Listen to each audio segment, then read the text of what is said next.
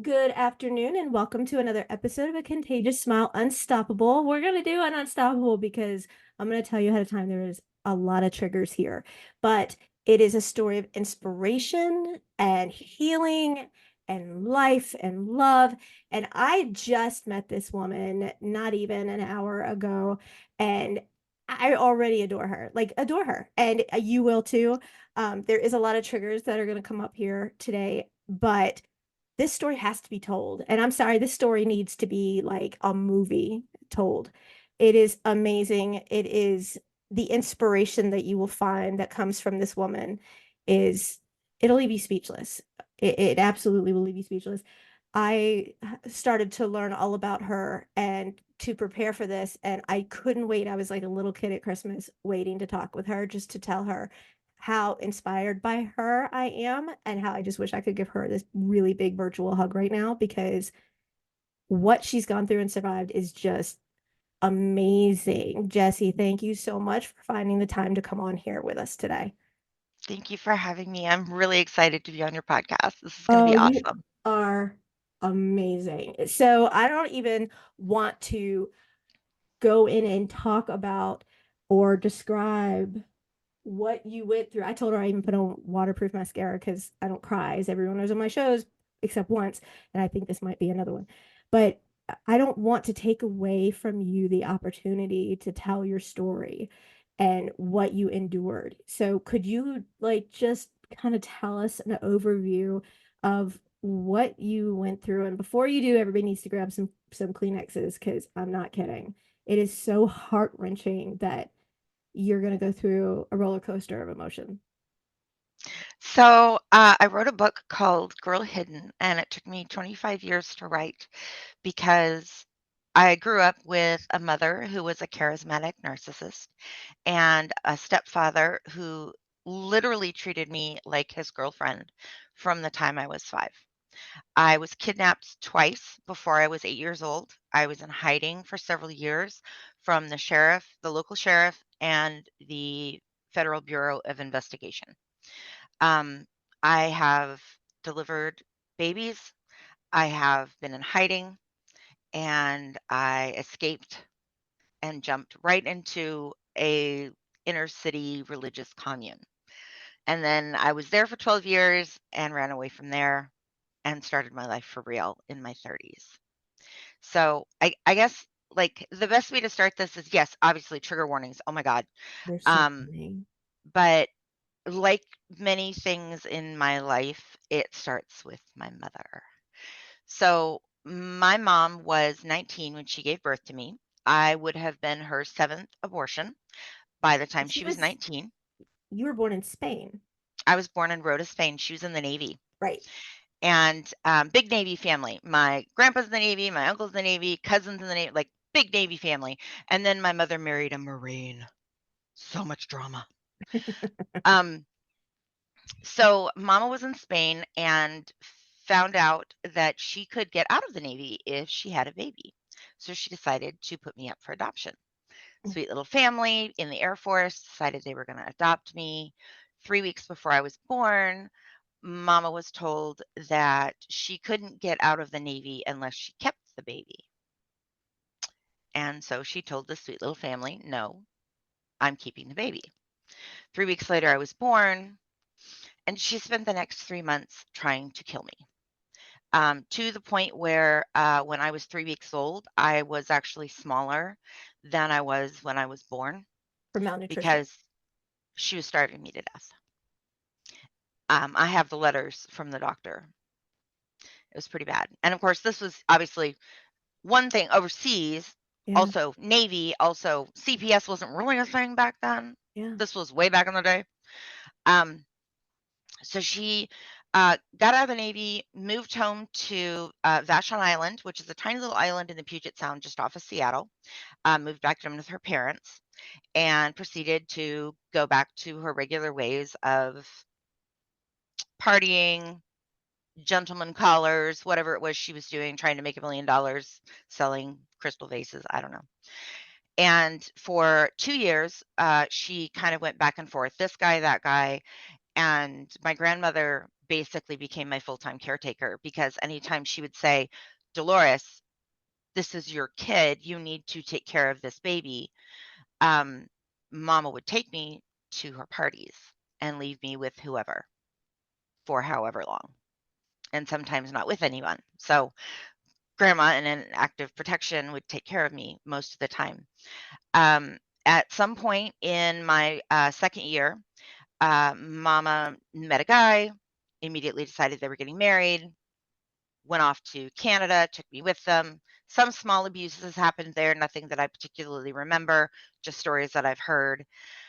She came back home, dropped me off with grandma, and said, I have to go fix my marriage. It's 6 months and it's falling apart. And grandma was like, okay, I'll keep her, but you're signing her over to me. All Best paperwork. gift Hmm. My ever. grandmother did not mess around. And my mother was like, okay, I'm free. It's all yours.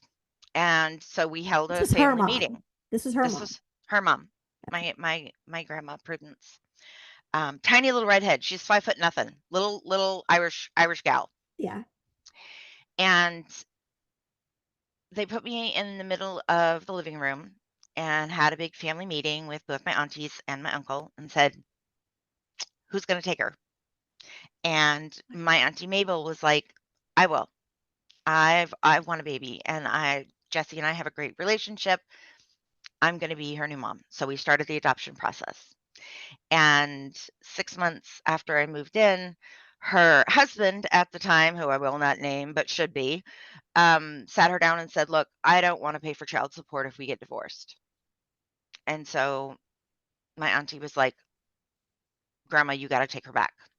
I don't know what to do. I have I to would save have my opened the door marriage. and said, don't let the door hit you with a good Lord split you out. I'm just saying, but Okay. you do you, boo. So, and of course, that marriage lasted like 2 whole minutes after that because why would, Um, so I ended up with my grandmother and until I was 5. At some point, my mother got divorced from the Canadian guy, moved back home to Vashon Island, and as my grandmother was getting me ready for the day, super early in the morning, getting me ready for the day, getting herself ready for work, getting ready to get on the ferry to go across to Seattle for work. She goes to wake mama up and is like, okay, I need you to babysit. I have to go to work. And my mother came out of the bedroom and was like, I had an abortion yesterday and I have to go to the emergency room right now. The baby's coming. And my grandmother was like, I have no one to what. Okay. So she piles me into the car, piles mama into the back seat. Mama's bleeding everywhere. She's a mess. She's crying. Grandma's trying to figure out what to do. Of course, it's like, 10 minutes to the ferry, 30-minute ferry ride. And at some point during the ferry ride, my mother gave birth to an unalived baby in the back seat of the car. And I saw the whole thing. At 5. I was 2. That was when I was 2. You don't remember that though, right? I don't remember it. I remember the after effects of it. Sure, absolutely. So I was an extremely smart little girl. Like when I was 4, grandma actually had me tested, and in one of the boxes she sent me, I'm going through all these boxes and I see this test and I'm like, "Oh, what's this?" IQ test. 145. 145 at 4? So the yay me, but also when you have a really high IQ, one of the challenges of that is you understand things faster than your brain actually has developed to comprehend them. Right. So I understood death in a really real way at a very young Young age, age. Hmm. but didn't have the emotional capacity to handle it. Hmm. So I became very, I guess morose would be a good word. Like Yeah. I would have full-fledged funerals for butterfly wings, like but I don't remember the actual event except for my grandmother's journals. That's the only way I knew that happened. After that, my mom packed up her stuff and said, I've got to go start my life and moved to North Carolina. When I was 5, she sent a letter to grandpa, which I have the letter as well, that basically said, because she had already reached out to grandma and said, can I have my daughter back? And grandma was like, when hell freezes over. Good for her. And so she sent a letter to Grandpa and said, Daddy, I've No. got my life together. She had joined a cult and met a man there and married him, Robert, my stepfather. They had proceeded to pop out two beautiful baby boys and they had a house. So her life was going exactly the way she wanted it to finally. And she wanted her daughter back. Now, Grandpa and I have talked about this since. Um, he had just retired from the Navy and was ready to start his life for real. And having an emotionally damaged, highly needy, extremely hyperactive child living in his house was not part of the plan. And so he said yes.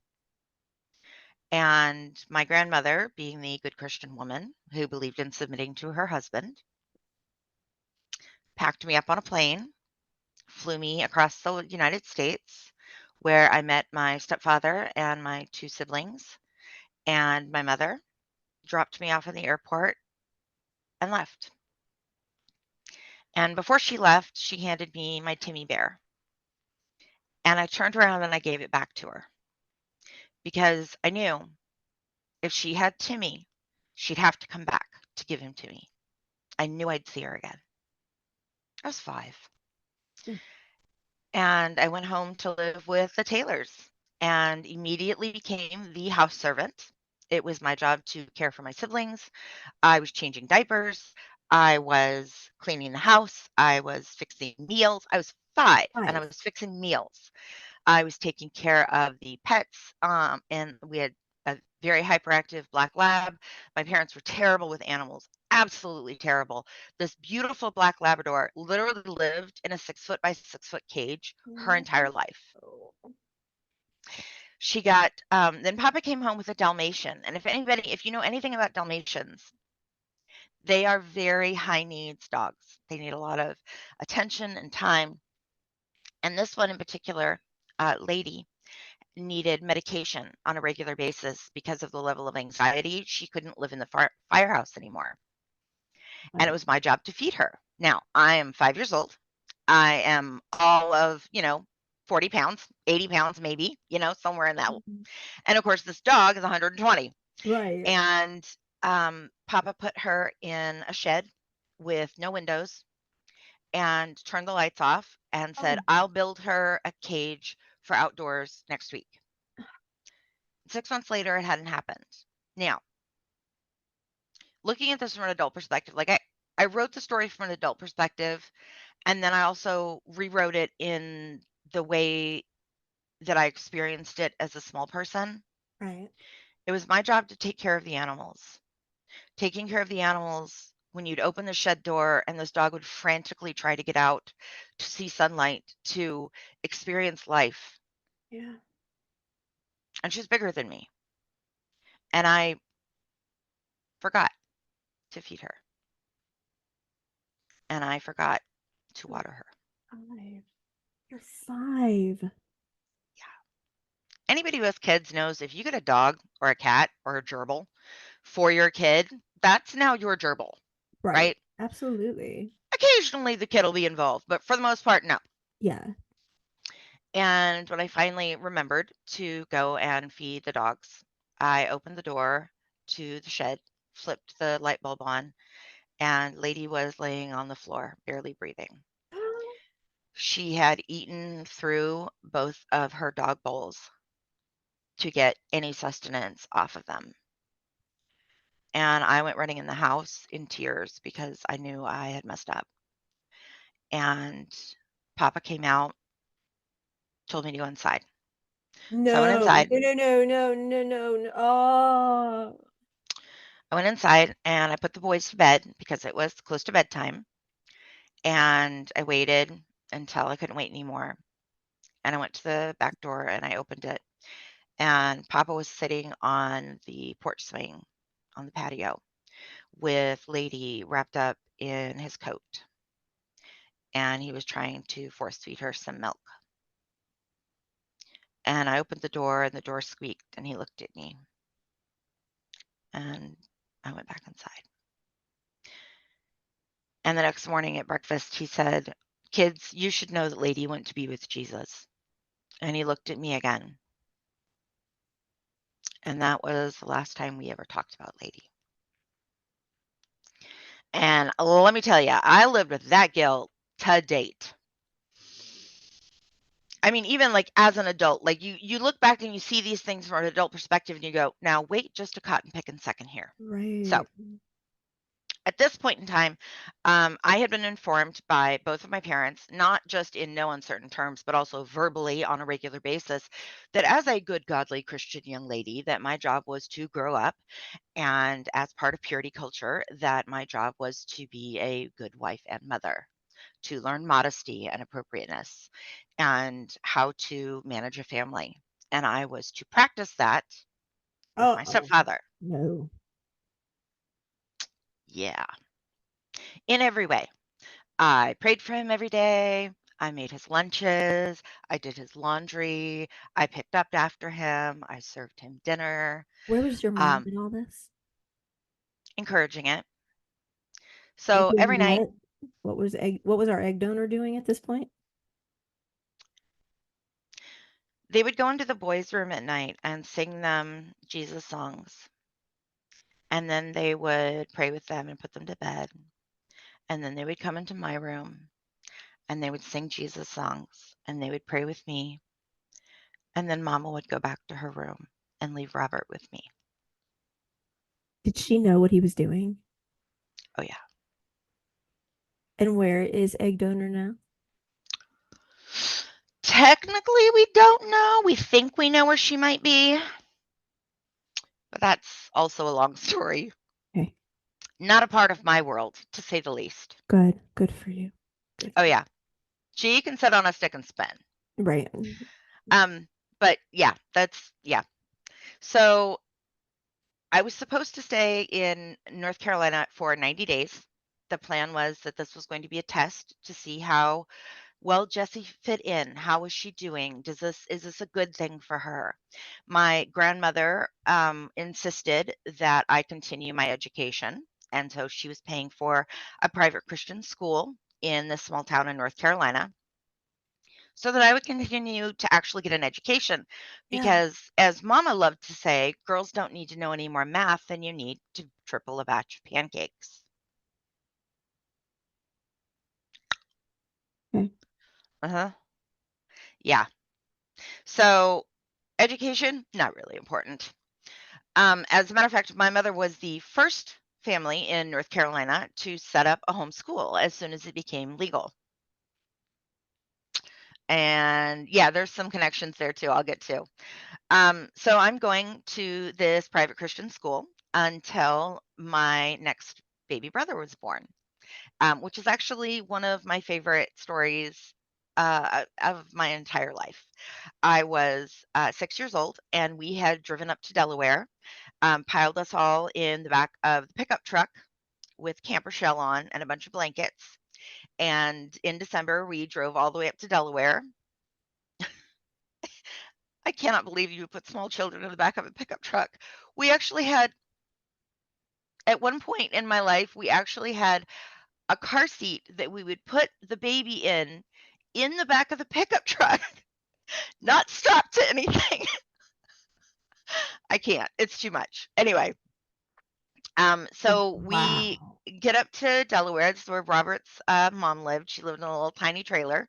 And, we were going to do Christmas on the 23rd, drive back home on the 24th, and do our family Christmas at home.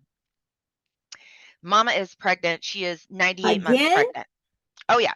This is, You're oh, like the most I'm the fertile oldest. person. I'm the oldest of eight. My mother has had 18 pregnancies. With the last baby, I mean, of course, the last baby, she literally delivered her uterus. Her uterus was like, I'm out. It comes out with the baby.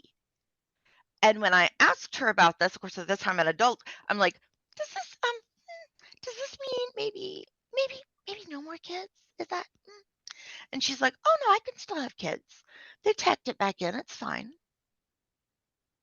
Woman, Yeah. be done. Right? L- Tie your You've spread your seed. shoes. Let it go. But Mama was connected to the Quiverful movement. I don't know if you've heard of that. Yeah. Where there's one verse in the Bible that says, "Children are the arrows in a man's quiver. Happy is the man whose quiver is full, and a full quiver of arrows is 13." So that was my mother's goal. And she would tell us that if each one of her children had 10, if she had 10 children, and each of her children had 10 children, and each of them had 10 children that all served God, she would have created her own army. Was the abuse still transpiring between you and Robert? Um, that went on until I was 6 and a half, which is really funny. When I started writing this book, I started writing it just to sort of get things down on paper Yeah. because my mother liked to take a different version of the story and Sure. try to recreate it in your head. So, Typical narcissism. very, very typical. So I would write a chapter and then I would get a letter from my grandmother or a box because she saved everything.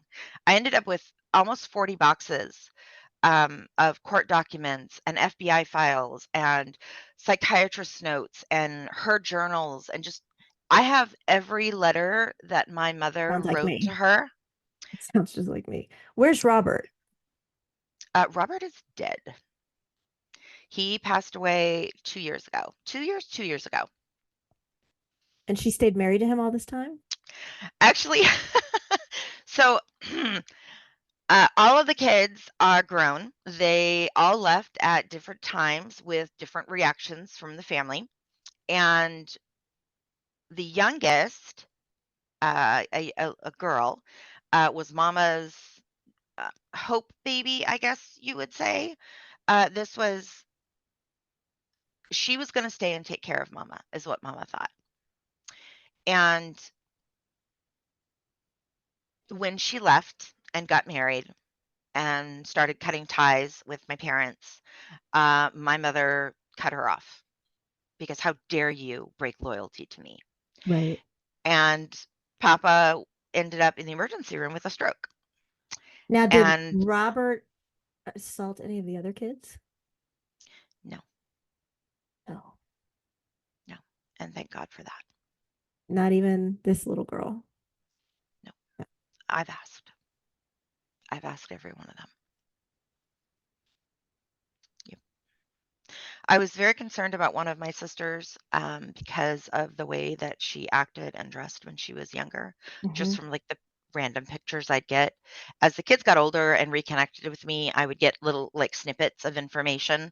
Um, and so I was kind of concerned because, she dressed like a boy, she liked her hair cut short, She wanted to make herself not look attractive like a little girl. kind of what I thought. Turns out she's lesbian. Right. Who That's knew? not what you would think in the beginning.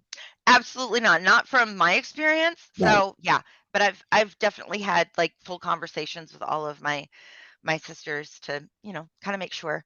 Yeah. Um oh, but anyway, so I'm gonna go back to the Christmas story. So we're all up at grandma's in Delaware and it's Christmas morning, Christmas, it's the 23rd, and I wake up and I'm like, and I go running out, and my stepfather's sister is in the living room, but nobody else, the rest of the house is quiet. And I was like, it's Christmas morning. And she goes, no, back to bed.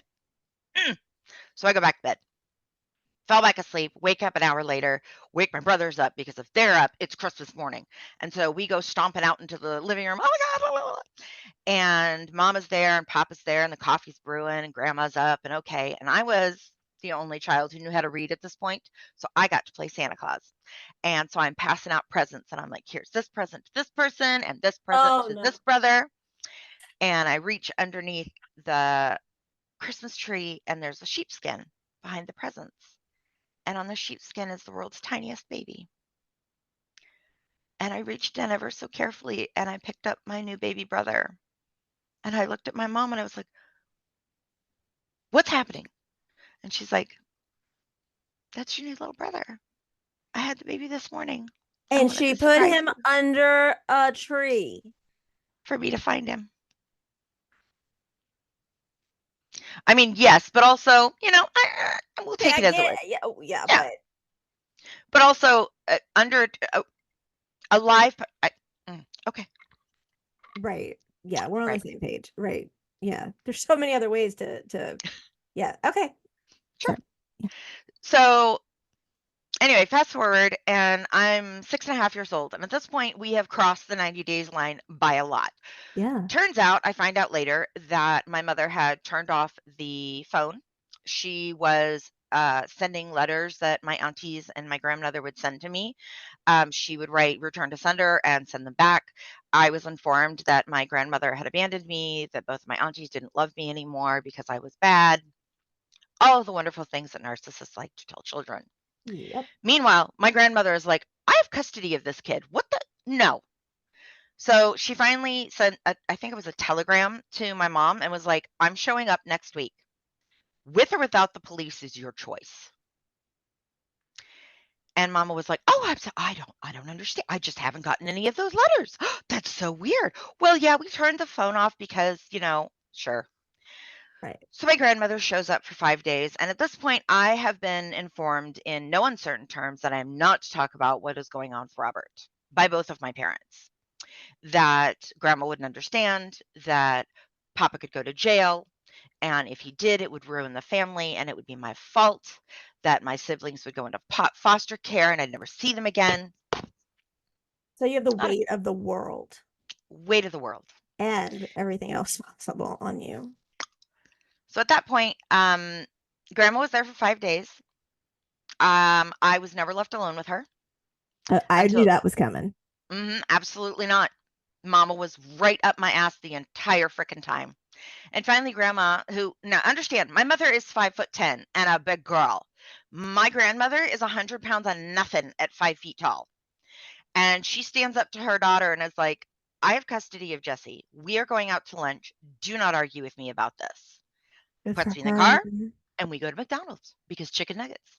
Good for And so we're her. sitting in the car in the parking lot and she goes, okay, kid, what the hell is going on? And I'm like, nothing. Everything's good. Something, Jesus. And she's like, okay, but it's me. What's happening? And I told her, I was like, this is what Robert's doing and it makes me uncomfortable and I don't know what to do. So we made a plan right there in the parking lot because You told her. You actually confessed. absolutely Good for you.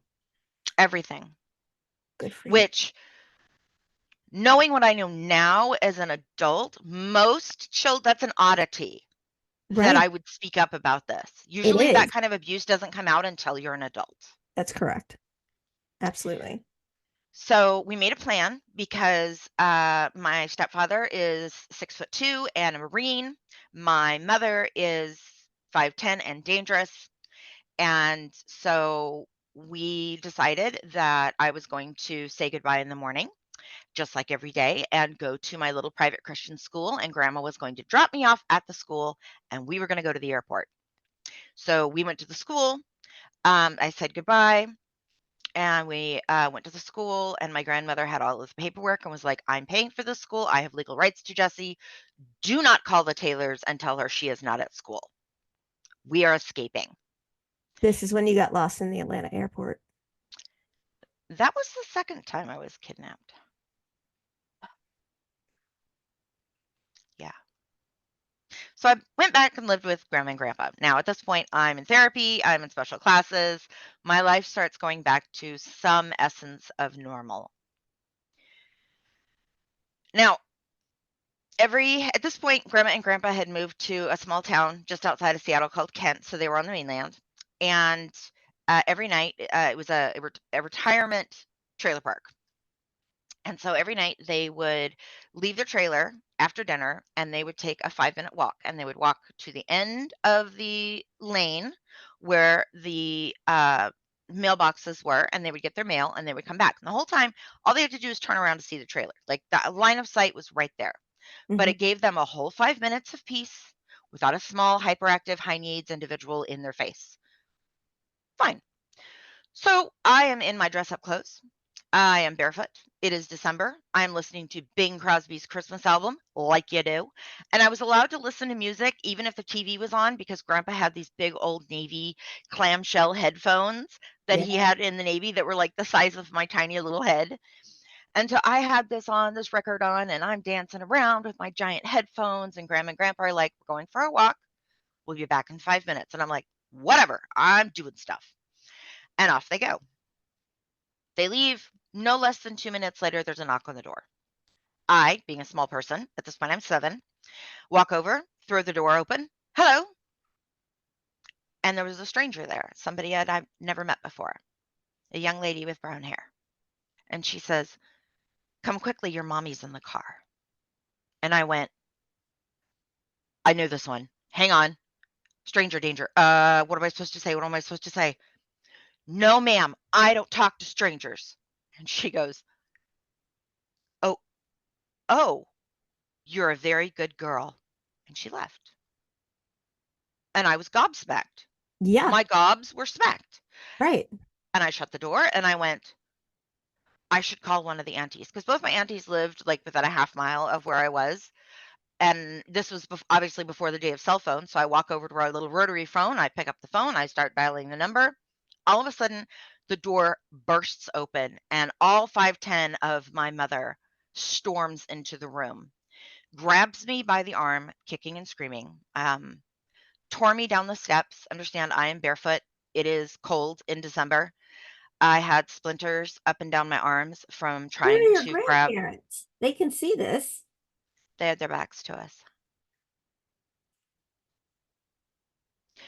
Threw me in the back of the car next to my little brother who had been born the previous Christmas, who immediately starts freaking out because I'm in hysterics.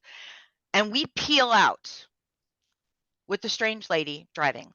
My mother, in the passenger seat, flips around and starts screaming at me to shut the hell up. You're upsetting your brother. Look what you're doing to the baby. By the time my grandparents got back to the trailer, there were 6 police cars in the front of their house because a neighbor had seen the whole thing and had called the police. We drove 3 hours, crossed state lines into Oregon, which alerted or connected the FBI to the situation. Sure. And my mother at that point was involved with a religious group called Women Exploited by Abortion, or WEBA for short. And the Mary Sue, the lady who was driving her, was her bestie. And I believed all of the stories that Mama had said about all the abuse that I was suffering at the hands of my grandparents. And so they had flown out to Washington State and tracked me for 3 days. Waited for my grandparents to leave for the walk and kidnapped me. We get to another lady who was involved with WEBA, lived down in a little house just outside of Portland, and we got there at night. At one point during the drive, right after we had crossed state lines, we pulled over to a gas station, and my mother turns around and says, "Do you want to talk to your grandma?" And I said, "Yes, please." And she's like, "Okay, we're going to call her. But if you cry, I'm taking the phone away." Okay. So I sucked it up. Mama carried me because it was freezing cold, gravel. I'm barefoot in dress up clothes. And I don't know if you remember, but remember payphones with like I remember I remember the rotary phones. the glass doors that like fold open and you sort of Yes. tuck yourself in. So we tuck into this little like phone booth. It's a phone booth, people who are still Googling what a rotary phone is. There you go. And she sets me down on the cold cement and she puts a quarter in and she dials my grandmother. And my grandmother, you have to understand, is one of the most stoic women I have ever met. She is unflappable, absolutely unflappable. I've never heard her this mad. I could hear her through the phone screaming, "You bring my granddaughter back this minute." And my mother, cool as a cucumber, "Do you want to talk to Jessie?" And she hands me the phone. And I said, "Grandma." And she goes, "Jessie." And I lost it. I started sobbing. She took the phone away. She took the phone away, grabbed me by the arm, opened the door, threw me onto the gravel, and shut the door again. And Mary Sue got out of the car, came around and picked me up, put me into the back seat, and I immediately fell asleep. My brain was done. I was broken. Okay. So that night, I'm sleeping on the floor on a pile of blankets at this lady's house, and Mary Sue has fallen asleep. Mama's nursed the baby's asleep, and it's just the two of us, and it's quiet. And she very quietly, very coldly lights into me. How dare you betray the family? What would make you want to go with your grandmother? How dare you? And I told her what Robert was doing, and she was quiet, and she listened. And she said, "Oh God, I hope you didn't tell your grandmother that." Rolled over and went to sleep.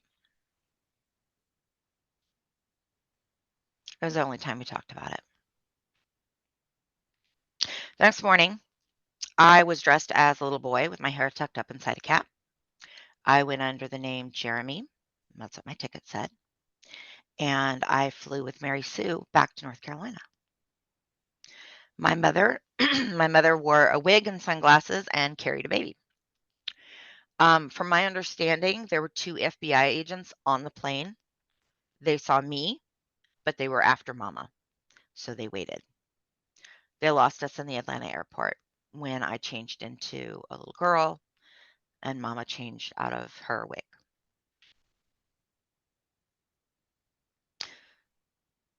Two days later, I think it was 2 days, 3 police cars drove up beside our house, up the driveway. And Papa walked into my bedroom, didn't say a word. I was playing with my ponies, and put me in a coat, dropped me outside the window to a neighbor who hid me in her closet for 3 hours.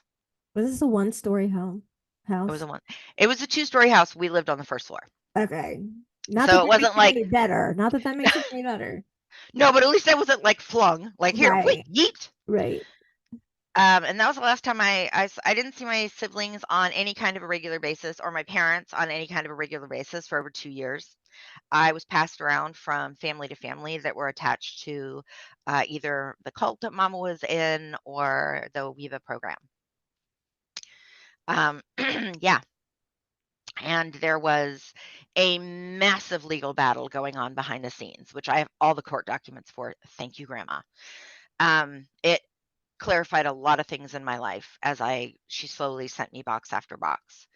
Um, and at the end of it, so there was a judge in Washington State that said not only should my parents not have custody of me, that there should be question on whether they should have custody of the other children in the home. Yeah. He also said, if this case does not get settled, I'm putting a note in this file that it comes back to me. So if this comes back to a North Carolina court, you're going through me again. They took it to Washington State. Same situation. The judge was like, yeah, hell no. Hell no. Then I went back to North Carolina, and I have the court documents. And the judge said in the transcript, I see here a note from Judge so and so that he wanted custody of this case. I'm denying that. Make a note. So I think that Jessie has been passed around back and forth between you two for long enough, and mothers have rights. Dolores gets custody of Jessie How old were you? as 9. Didn't he even take you in chambers and ask you what you wanted? Oh no, Like, I was in hiding. They didn't know where I was. oh, There okay. was This was okay. Okay. The police were still looking for me, Okay. I didn't realize tracking my that was parents' within that two movements. year. Okay. Yeah. Okay. Now, I do at one point during this situation, and I'm not sure exactly when, I was interviewed over the phone by a social service worker. They brought in an older male social service worker to talk to me about Where did your father touch you? And couldn't for the life of them figure out why I didn't want to talk about it. Right? Oh, right. So, yeah. And after the judge said that, grandfather stood up. My grandfather stood up, pointed his whole hand at the judge, and called him a son of a bitch. And the judge said, that'll be $500 contempt of court. And my grandfather looked at my grandmother and said, Prudence, how much money we got in the bank? Because I got some more shit to say.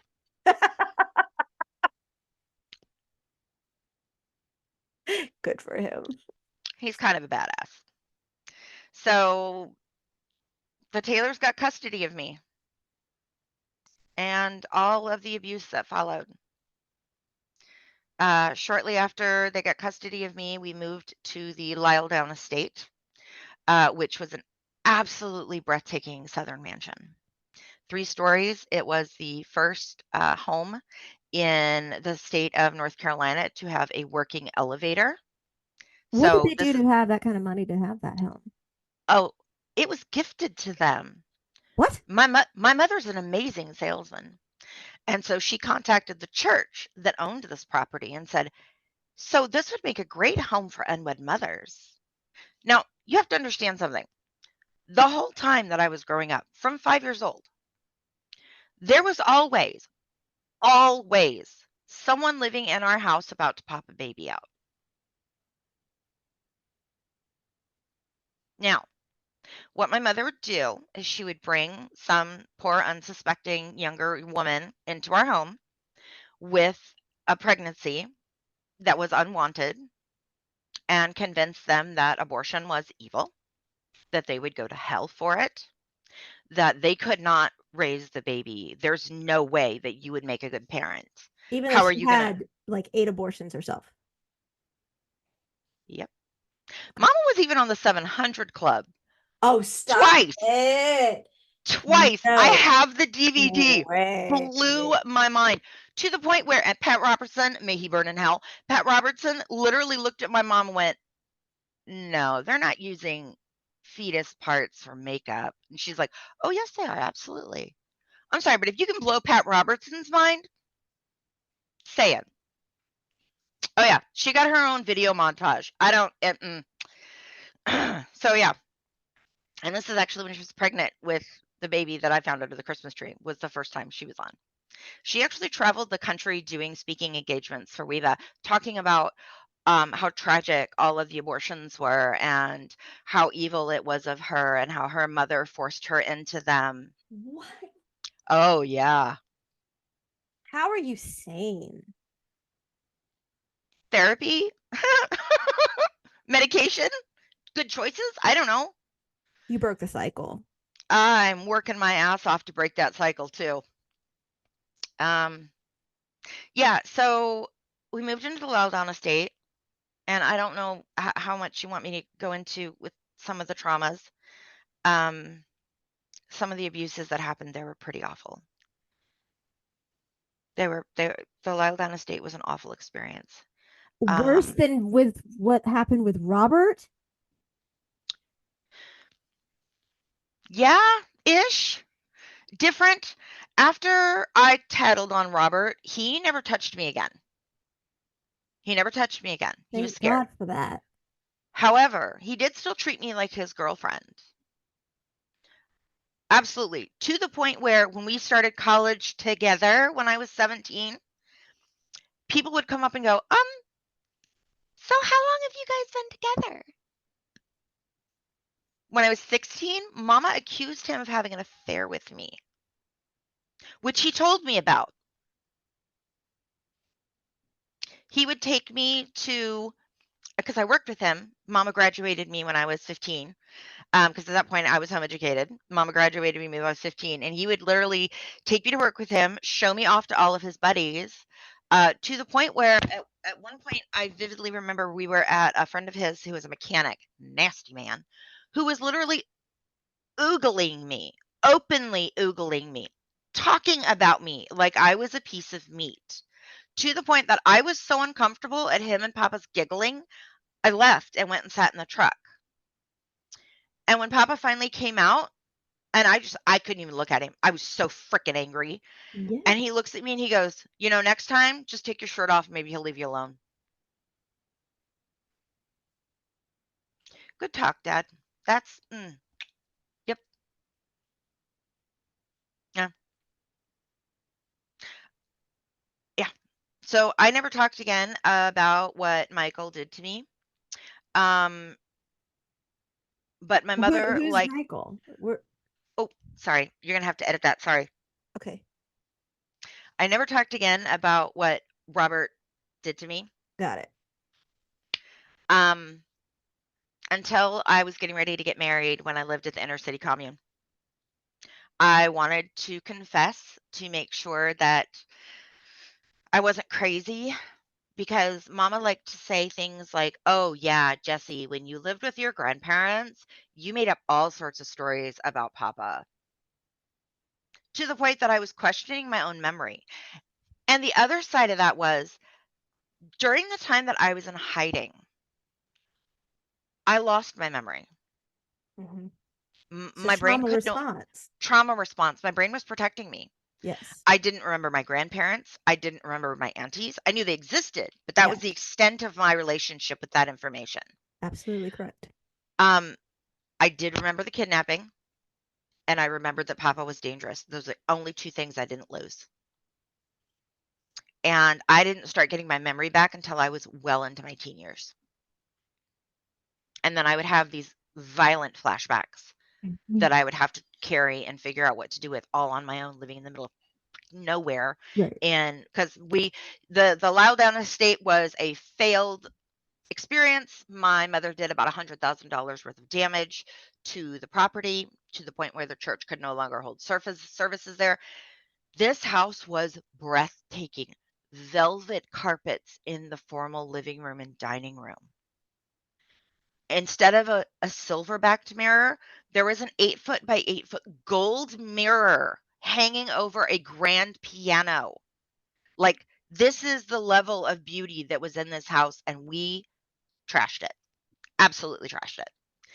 And so we were evicted. Oh. The other side was I found out later when I was doing my research for this because I would write the chapter and go, okay, here's my memory of the abuses, the vicious beatings, and um, the mental terrors that went on in this house. Wait a minute, we were evicted. We came home and the doors were all locked. I wonder if that pastor's still alive. So I call. Pastor's dead. Talk to the wife. And the wife's like super cautious talking to me like, "Oh, you're related to Dolores Taylor? I don't want to say anything to you." And I was like, "Look, here's the deal. I'm away from my mom. I'm writing a book. Do you mind if I interview you? Yada yada yada. Cool, cool, cool." And she's like, "Let me tell you what really happened." Dolores moved in informing us that they were going to make all the payments on the property. They were going to pay for the electricity, they were going to pay for the water, the trash, all of the things, and the fixing up of this property. And we lost the property because of them. Because we were in the, we had the information that she was paying all the bills and she wasn't paying anything. She did $100,000 worth of damage, trashed the property, and left. I'm trying so hard to hold back tears of anger and sadness and it's it's so overwhelming and like it's such a narcissist like I have to have you come back for a part two because there's the narcissists are always spin it towards the victim, which will be me, the narcissist. I'm going to be the narcissist victim. And you're just this horrible person because Yep. you're this child and I didn't ask you. Well, you didn't ask to be born. And, Right? and I get it. I was the black sheep. I totally understand this 1000%. Just to give you, because this is your episode, this is your interview, but my bio parents put my abusive ex-husband in my life and they knew who he was and what he would do. So that's not even my this is not, Ew. yeah. So anyway, yeah, so I totally get it. So I'm sitting here going, oh my God, because you can't call her a mom. She's your egg donor. Your egg donor knows what's going There on. you go. She Yep. is, and I'm literally feeling like this tightness in my chest because I so get it. And I know that so many of our listeners either have taken on this journey of healing, and every one step is a step in the right direction. And I tell everybody they feel like their light has come off, but you know what, even the tiniest little flicker can start a wildfire, and it can Absolutely. bring back that light. And I have people say to me, Victoria, how is it that you pray for your ex every night? And I was like, because if you have one heart, and in that heart you have the ability to fill it with love and life and laughter and hope, and what you want to do with life, or you can fill it with misery and hate and sadness, Yeah. and then you're filling it with what they want and they win. And you know what, those assholes do not have that kind of power. Yep. They don't. They think they do, They think they do. but They they don't. tell you that they do. Right. And you know what? I get it, because while you're saying all this, and I'm literally like biting the bottom of my lip, because you have all of this proof and you keep saying, I have the court documents, I have the court documents. I have text messages and I have documents out the wazoo, Yep. just like you. And I'm sitting here going, oh my God, because at one point you think, this is my biological parents. And they tell this horrible person, nothing I do is good enough. Nothing I have made my life into is good enough. Yep. I didn't ask to come here. I didn't ask to be born.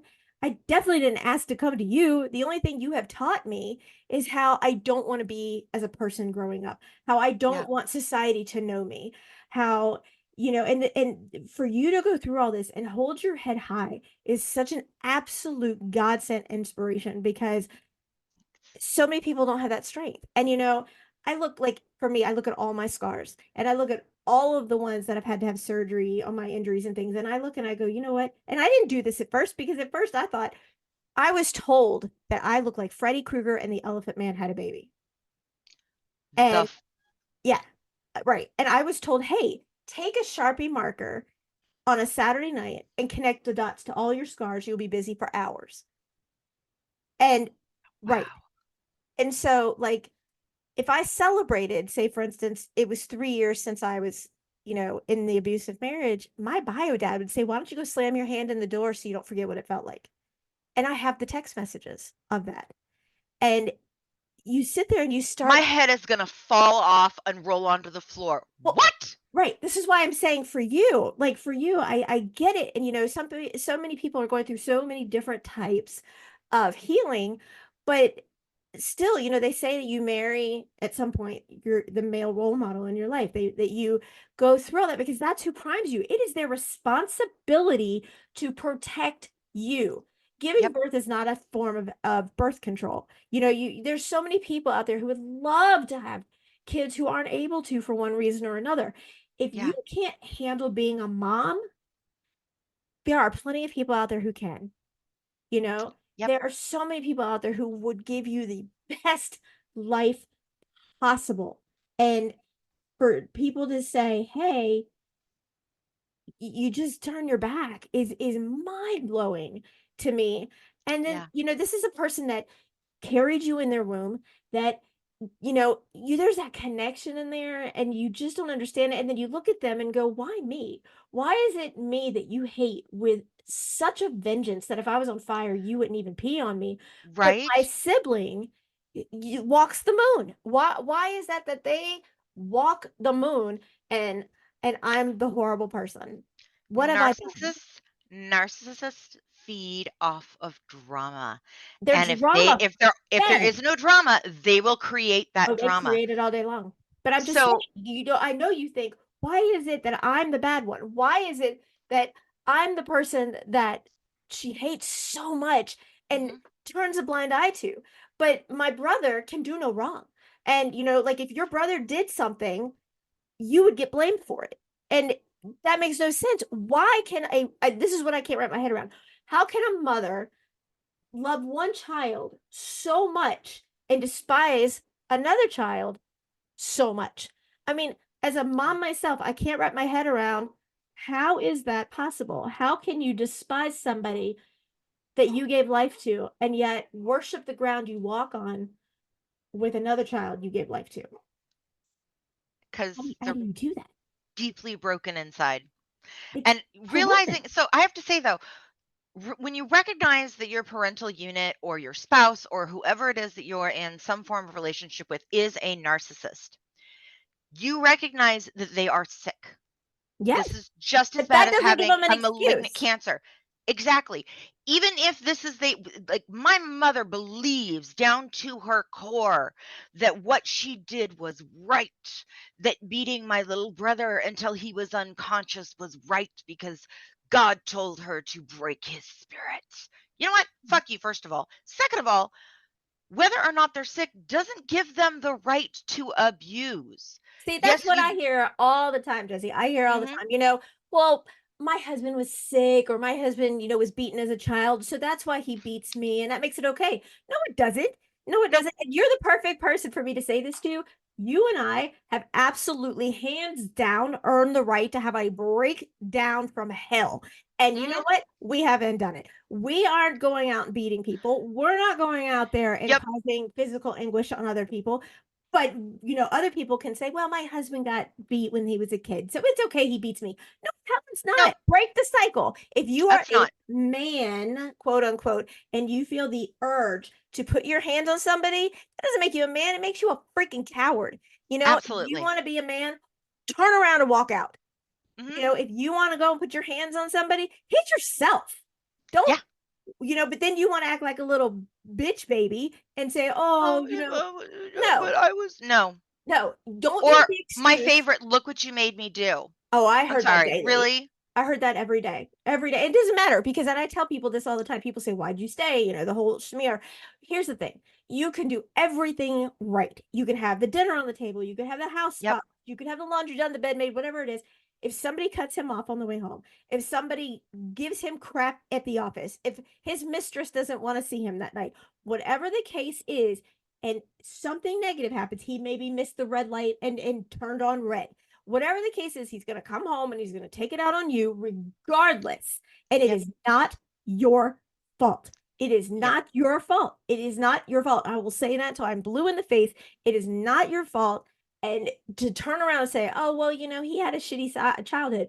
We should not have to spend our adulthood recovering from our childhood. Preach. We shouldn't. We absolutely Nope. should not. My daughter could come in here right now and she'll tell you, mommy's never screamed at me. Mommy's never yelled at me. Mommy's never Yeah. spanked me. But my daughter will come in here and tell you that she has the best manner. She'll say thank you and you're welcome and may I and please. Her thing is just like I've said from day one, try to make somebody smile once a day and watch how that affects the world because The it makes world. a huge difference. I mean, my daughter is still my mini me and she will hold her own. She will rip you down one side the other. She won't start it, but she'll finish it. And that's, Atta girl. she has a voice. And I've told her from day one, you use that voice and you let it be heard. And I will back you 1 Yeah. million%. But there are ways, and I tell people this all the time. I tell people, if anybody has the reason to like literally, I've been on a couch for a therapist for more decades than I care to count, but Mhm. literally to if my daughter, say for instance, she didn't do her book report, I would say, you know what, Faith, I love you and I'm so proud of you. You are my greatest honors being your mom. I don't, however, like how you chose not to finish your book report. So Right. because you chose not to complete your book report, you chose to give me your phone for the night. I'm Right. not taking the phone from you. You're choosing to give it to me because your priorities are not accurate right now. We can talk about it. I love you. I don't raise my Yeah. voice, but you know what? You chose to give me your phone. So thank you. So you can have it back tomorrow. And if the book report's not done, you choose to keep letting me have it. There So you go. thanks. And I have done that with And her that's so from empowering. That's day just one. so empowering From because day the one. first thing, and obviously you know this, but the first thing an abuser does is take your voice away. It Absolutely. gaslights you to the point where you start thinking, "Well, okay, so let me see.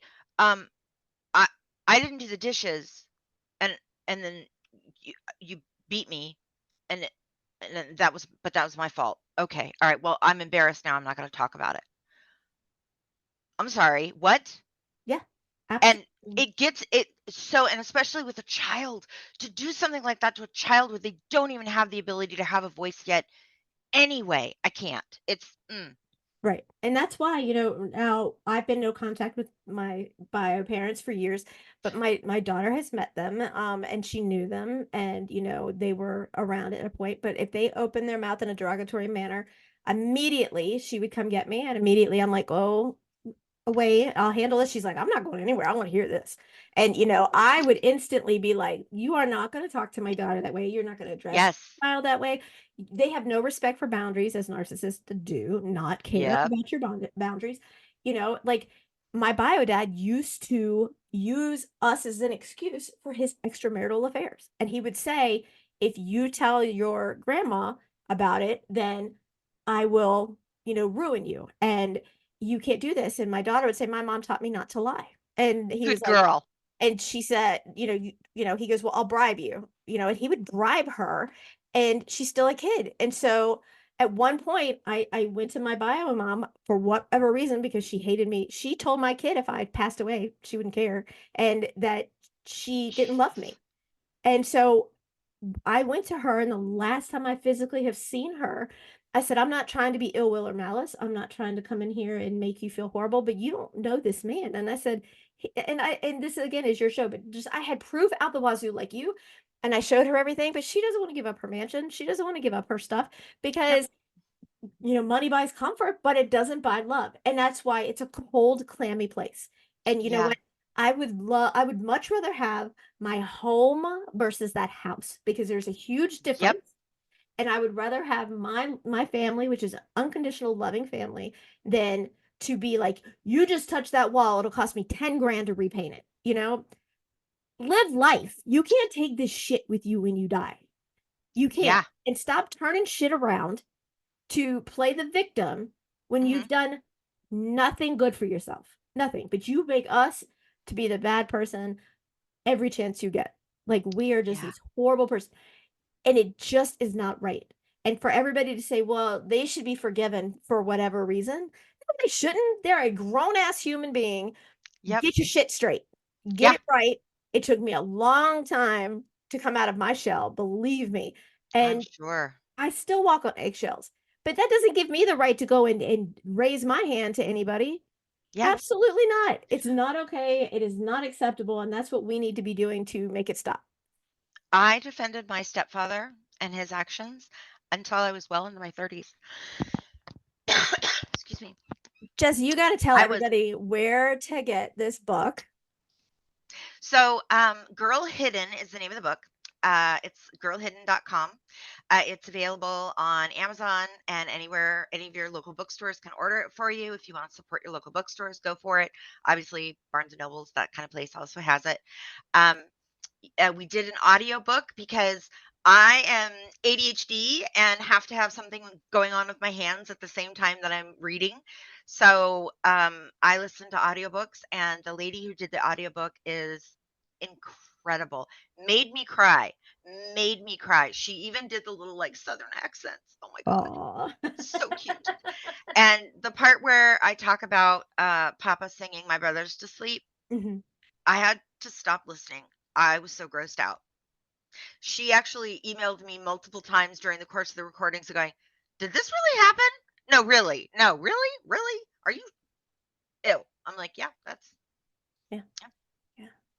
Will you So, promise me that you will come back on again? I absolutely will. Yes. I'm going to hold you to that. Okay. I'm going to have every place possible. I'm going to have her email me so I know exactly and put it down verbatim everywhere you guys can go and find her and find her book and support her. Just send her love because she needs it. And she is a warrior and a fighter and a force to be reckoned with because, I mean, good night. What she has gone through is such an inspiration to all of us. It's not a competition, it is a thriver who is here to support just like we all are. I cannot thank you enough for being here, and I am going to hold you to coming back. I would love to. That would be awesome. And I will say, the book does have a lot of trigger warnings in it, but it does have a happy ending. I Oh, we love promise. happy endings. That's the best. We love happy endings.